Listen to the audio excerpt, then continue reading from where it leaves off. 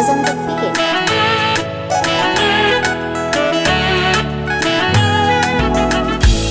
Mawazo ya mwanadamu tofauti na Mungu. Mungu akikupangia mema ni lazima atayatimiza tu. Mungu akikupangia jema lazima atalitimiza. Mungu akikupa pole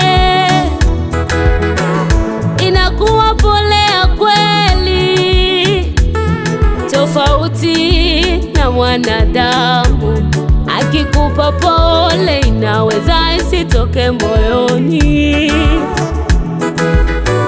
lakini Mungu akipanga kwamba kesho nitakubariki, ni lazima tu atakubariki.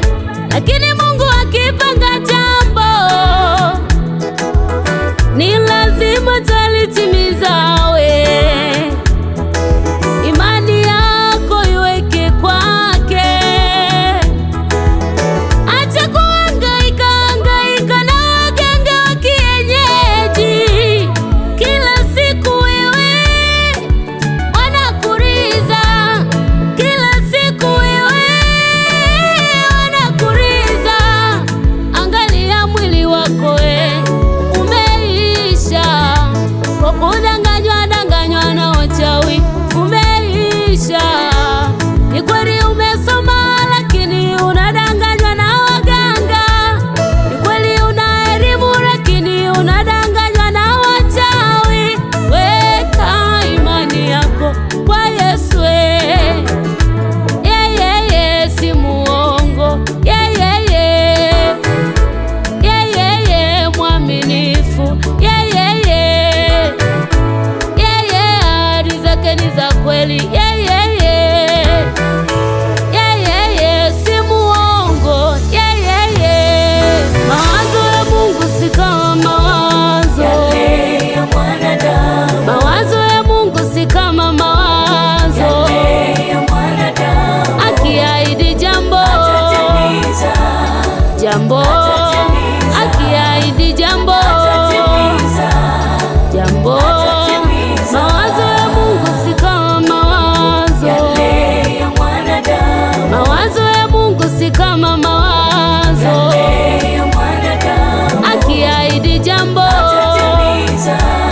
jambo, akiahidi jambo jambo.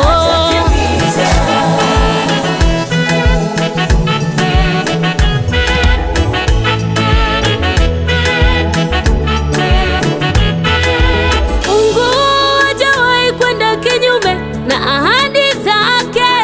Yesu hajawahi kwenda kinyume na ahadi zake. Akiahidi lazima anatimiza, akiahidi ni lazima anatimiza. Aliwaahidi wana wa Israeli nchi ya Kanaani, aliwafikisha.